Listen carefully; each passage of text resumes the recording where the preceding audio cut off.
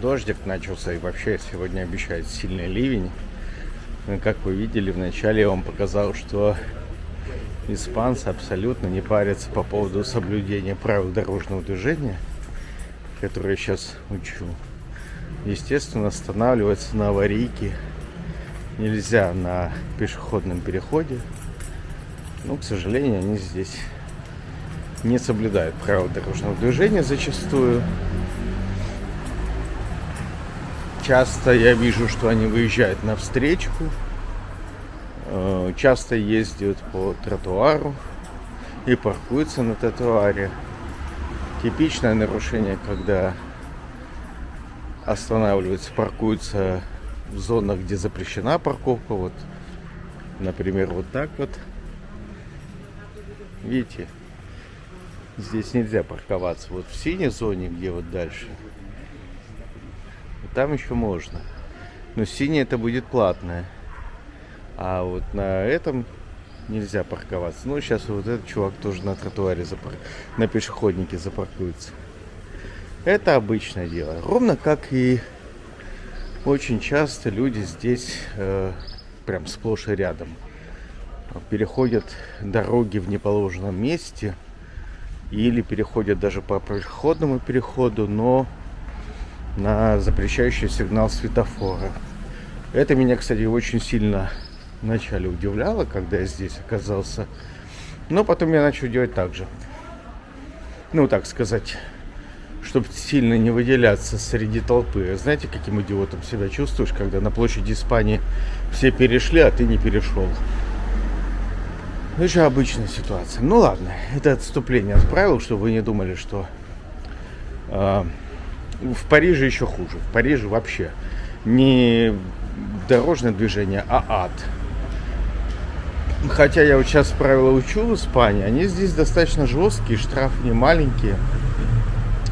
Например, если ты прикасаешься к своему телефону в процессе движения, то ты не докажешь, что ты не звонил по нему или не отправлял текстовые сообщения.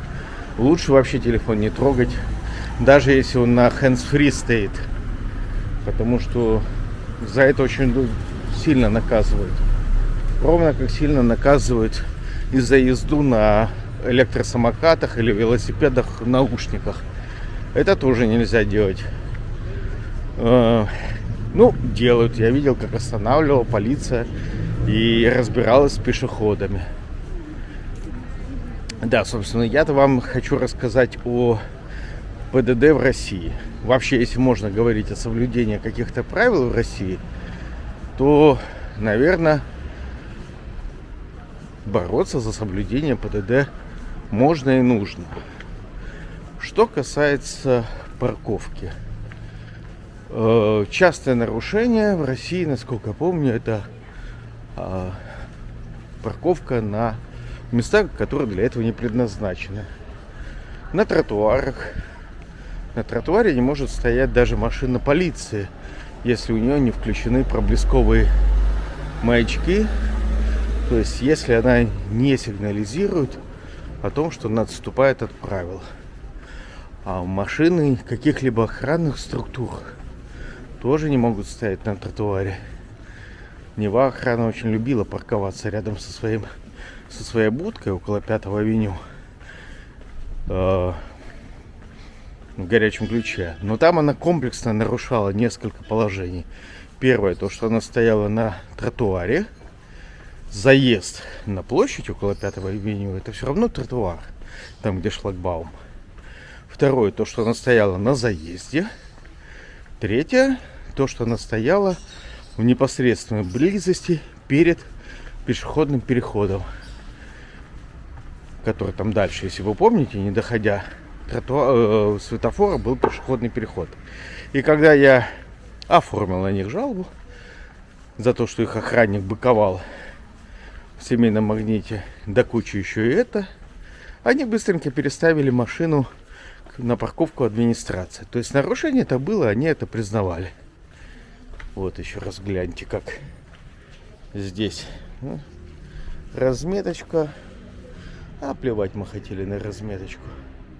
Но, кстати говоря, плевать.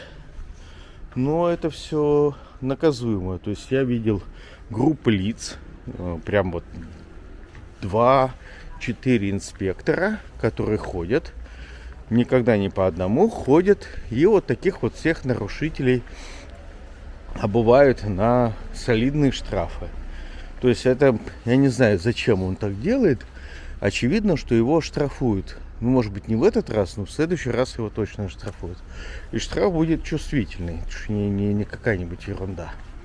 Вот. Так, собственно говоря, на тротуаре останавливаться, в том числе даже и инкассаторам нельзя, которые подъезжали к дверям 5-й авеню. И это самое распространенное нарушение. Второе по распространенности — это люди становятся на места для инвалидов. Проверяется это очень легко. Заходишь на федеральный сайт, где по номеру автомобиля можно проверить, перевозит он инвалидов или нет. Если не перевозят, фотография, сайт ГУВД или заявление в полицию, и человеку прилетит штраф. Очень легко. То есть, и там штраф приличный, 5000. Слушайте, но погода в Аликанте, я вам скажу, вообще, ну вот в этом районе от Аликанте до Дении намного более интереснее, чем в Барселоне. Она тут более изменчивая, то есть тут и дождики, я вижу, периодически проходят. В Каталонии почти все время, пока я там жил, то есть около 2 лет, там была засуха, практически не шло дождей. Выпадали они, но они были очень редкие. У них была проблема, что даже после дождей не наполняются водохранилища. Здесь дождики прям, ну, как на регулярной основе. Ливни, грозы, но тепло. Вот я сейчас хожу, я сегодня видел, как человек плавает в море, и температура воды до сих пор высокая, 22 градуса. И дует легкий бриз. Ну, то есть я уже привык к тому, что должно быть теплее. Но, в принципе, погода очень комфортная. Комфортнее, чем в Каталонии. Я думаю, что летом здесь жара-жара. Ну, а может быть и нет. Летом я тут пока не жил. Так, вот нарушил. Пошел на красный свет. К сожалению, мотоциклисты здесь гоняют так же, как и в России. С громкими выхлопами. И вот я сейчас видел, группа из... Не успел просто включить. Группа из 5 мотоциклистов на полупустой дороге, на мосту, под знак 30, выехали на встречную полосу. Вот им очень нужно было, видите, вот там вот, очень нужно было им проехать быстрее, чем автолюбители. Хотя, казалось бы, ну, полупустая дорога, вот не так уж, ну, никто здесь 30 по мосту не ехал, я думаю, они как минимум 50 ехали. То есть можно было поехать дальше, но нет, они все повылетали прямо на мосту, на обгон, на встречку.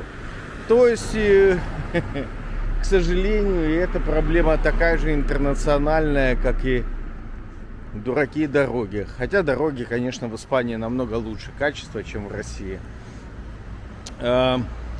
Возвращаясь к правилам дорожного движения, соблюдением их именно в России. Что касается фиксации камер нарушения ПДД, вот эти, которые автоматически действуют, это презумпция виновности, то есть это исключение из правила презумпции невиновности. Вам нужно доказывать, что это не вы были в том месте, в том времени, где зафиксировалась камера. Бывают сбои, поэтому внимательно относитесь к тому, как вам выставляют эти штрафы. Но, к сожалению, у нас система построена таким образом, что поспорить с ней сложно. Но можно. Я думаю, что если вы будете во всяких спорных ситуациях типа номера плохо читаемого на видео обжаловать решение, то есть не нулевая вероятность о том, что вам некоторые решения могут отменить. Поделюсь с вами лайфхаком, секретной информацией.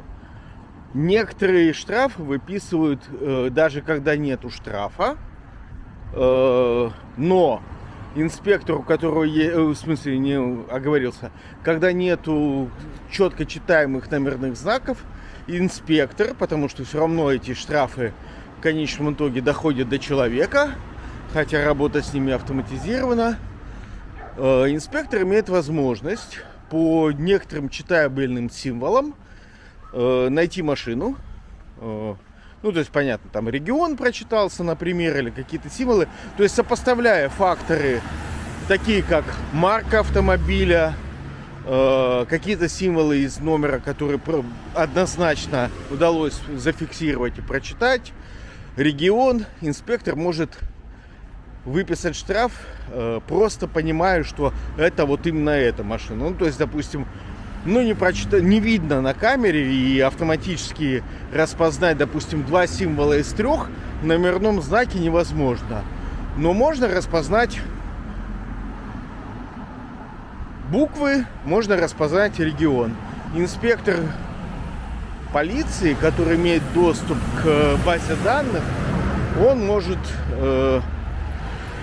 посмотреть базу, увидеть, в каком регионе находится, допустим, Лада Гранта, ну там светлая, темная, и понять, что вот эта машина вот эта. То есть он выпишет вам штраф такой, который, понятно, да, логика. То есть человек все-таки умеет лучше распознавать и простроить логическую цепь, что если эта машина, например, например, вот Citroёn неправильно припарковался, он стоит с нарушением правил синего цвета, то есть на фотографии он будет темный, номерной знак 9255 ГКУ. То есть, если, допустим, 92 прочитается, а 55 нет, и ГКУ прочитается, то инспектор сможет по марке, по оттенку машины понять, что эта машина вот эта, и выпишет вам штраф. Поэтому, если у вас есть желание, если овчинка выделки стоит, ну, то есть размер штрафа стоит этой суеты, жалуйтесь. Жалуйтесь. Шансы не нулевые. Когда вас